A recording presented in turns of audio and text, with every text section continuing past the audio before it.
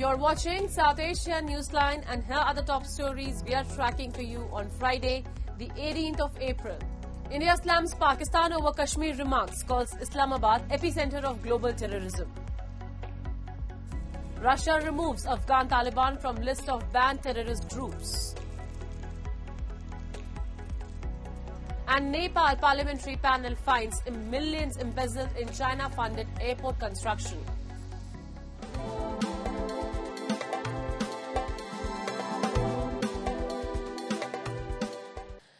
And now for all the details. A day after Pakistan's Army Chief General Asim Munir repeated anti-India rhetoric and made references to the Indian region of Jammu and Kashmir, New Delhi has slammed Munir's remarks. The Army Chief, during an event this week, had described Kashmir as Pakistan's jugular vein and went on to glorify the partition's two-nation theory. Slamming his rhetoric, India's Foreign Ministry spokesperson Randhir Jaiswal said, "How can Munir term anything foreign to Pakistan as their jugular vein?" He added Kashmir is the union territory of India. Jaiswal further said the only relation the region has with Pakistan is being illegally occupied by them and that Islamabad must vacate the occupied territories. How can anything foreign be there in a jugular vein? This is a union territory of India. Its only relationship with Pakistan is the vacation of illegally occupied territories by that country. Meanwhile, responding to Pakistan's denial of any link to Pakistani origin Canadian citizen Tahawwur Rana, recently extradited from the US, Jaiswal said Pakistan's attempts to distance itself won't erase its image as the epicenter of global terrorism. He stressed that Rana's extradition is a reminder for Pakistan to act against other 26/11 perpetrators it continues to shield. Jaiswal's remarks came in response to his Pakistani counterpart Shafqat Ali Khan's comments on Rana following his extradition. Khan said the extradited fugitive did not apply for renewal of his Pakistani origin documents, which was seen as an attempt by Islamabad to sever its responsibility or any connection with 2008 Mumbai attacks. Moving on, as India scores major win in its global crackdown on fugitives, from Mehul Choksi's arrest in Belgium to Tahawwur Rana's extradition from the US, these landmark moves reflect India's growing diplomatic clout and commitment to bringing economic offenders and terror accused to justice. We have a report. Two fugitives, two continents, two wins for India. India scored major victories in its global pursuit of justice with the extradition of Tahawwur Rana from the US and the arrest of Mehul Choksi in Belgium. These developments underscore India's unwavering commitment to bringing fugitives to justice, no matter where they are. Why this matters, ANI explains. Mehul Choksi's arrest in Belgium is a major diplomatic victory for India in its pursuit of economic offenders. Accused in the $1.56 billion Punjab National Bank scam, Choksi had fled India in 2018, gaining Antiguan citizenship before relocating to Belgium. His detention, following India's sustained diplomatic and legal efforts, highlights growing global cooperation against financial fugitives. देखिए, मोदी जी ने जो पहले ही कहा कि गरीबों का पैसा जिन लोगों ने खाया है उसको वापस करना होगा, और देश में सभी के खिलाफ कार्रवाई चल रहा है। मेहुल चोक्सी पकड़ा गया है, निश्चित तौर से बहुत बड़ी सफलता है। With an extradition request underway, the move reinforces the credibility of Indian agencies and sends a strong message. Economic offenders cannot evade justice by fleeing abroad. Certainly is a very, very welcome development that Mehul Choksi has been arrested provisionally by the Belgian authorities on India's request. It is a diplomatic victory. It is a victory for our legal teams who've been working on this along with our foreign office, etc. On the other hand, The extradition of Tahawwur Rana from the US is also a significant diplomatic win for India, underscoring the strengthening of India-US strategic ties. As a key accused in the 2008 Mumbai terror attacks, Rana had sought refuge in the US. His extradition is a crucial step in delivering justice for the 26/11 victims and highlights growing cooperation between the two nations on counter-terrorism. Today I'm pleased to announce that my administration has approved the extradition of one of the plotters and one of the very evil people of the world, and having to do with the horrific 2008 Mumbai terrorist attack, to face justice in India. So he's going to be going back to India. This move emphasizes the shared commitment to combating global terrorism and reinforces the principles that fugitives cannot escape justice. मैं समझती हूँ कि ये तहव्वुर राना के extradition एक बहुत अच्छा उदाहरण है कि अमेरिका और भारत कैसे सहयोग कर रहे हैं आतंकवादी के खिलाफ, और हम समझते हैं कि वो जो मुंबई में हुआ 11-26 तारीख को वो एक बहुत खौफनाक हमला था, और तहव्वुर राना न्याय का सामना करना चाहिए. India is actively pursuing the extradition of several high-profile fugitives involved in financial frauds. Vijay Mallya remains in the UK, contesting extradition despite losing an appeal against a bankruptcy order. Nirav Modi is imprisoned in the UK, awaiting extradition, while Lalit Modi remains in the UK with extradition efforts ongoing. Mehul Choksi's extradition from Belgium may be complicated by EU legal protections for citizens. However, the extradition of Tahawwur Rana and Choksi's arrest marks a new era in India's global legal diplomacy, combining legal rigor, strategic pressure, and international trust.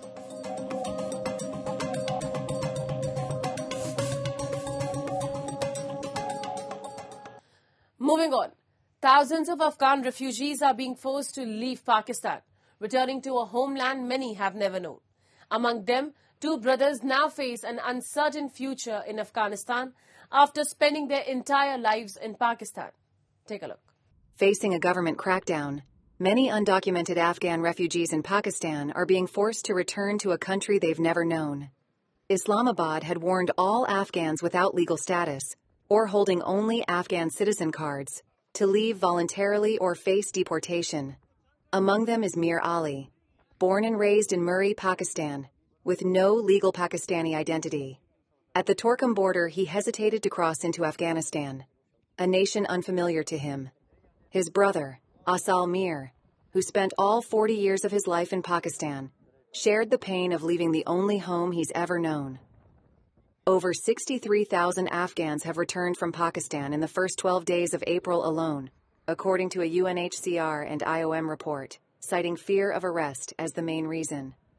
Despite building lives and families in Pakistan, refugees like the Mir brothers now face an uncertain future in an economically and politically fragile Afghanistan.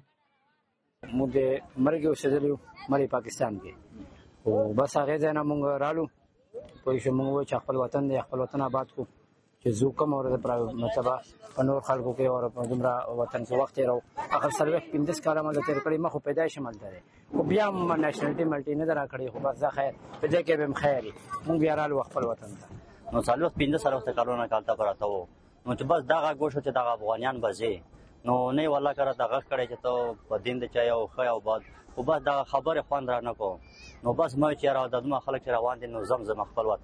Islamabad has cited security concerns, blaming Afghan nationals for past militant attacks and crimes as justification for the expulsions.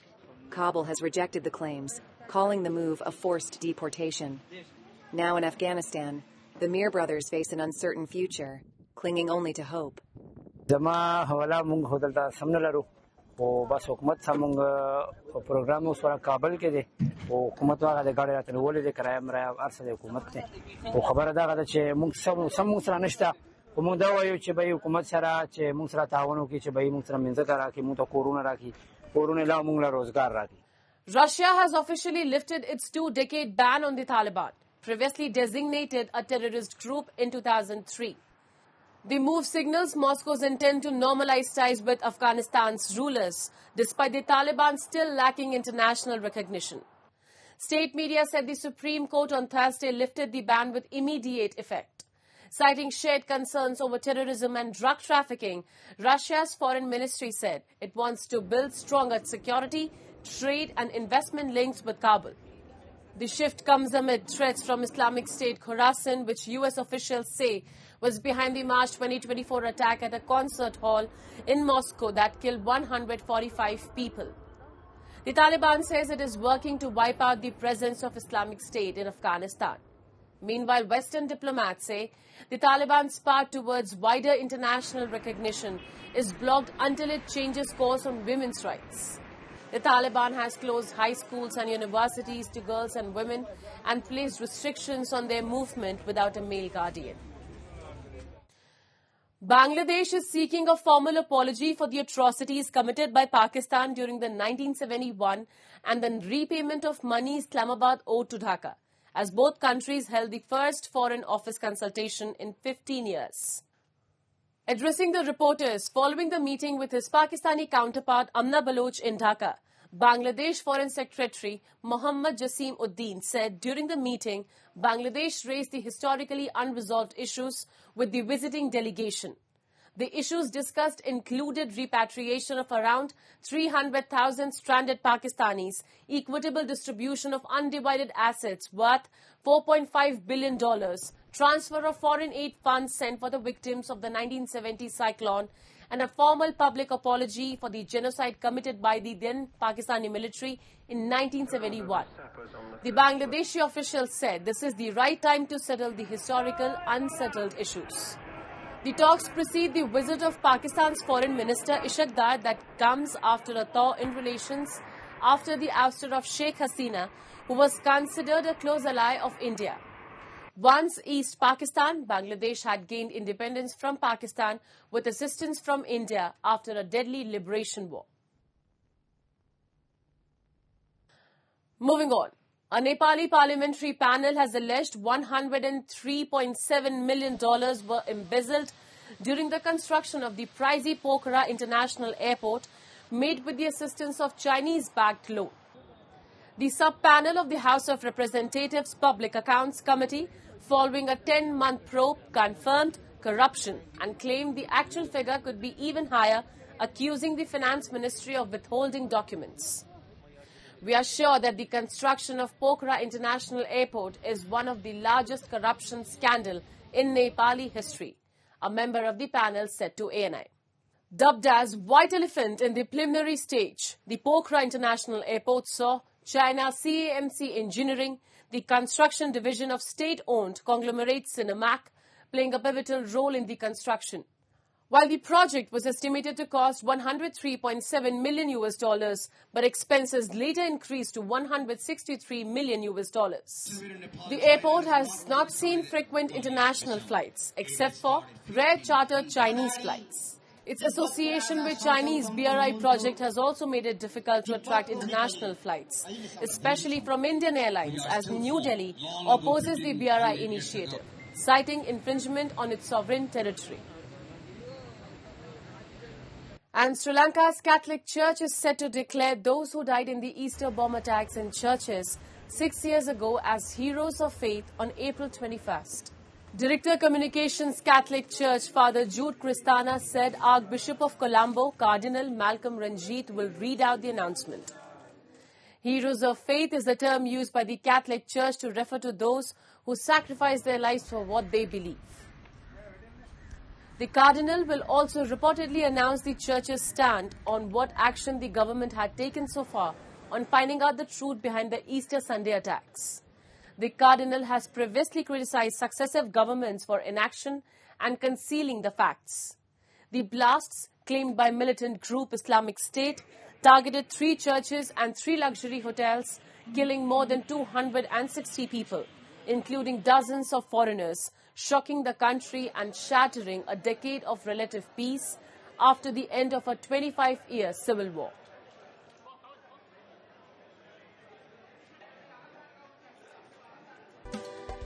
That's all in tonight's edition. We will see you same time next week. Have a great weekend. Good night.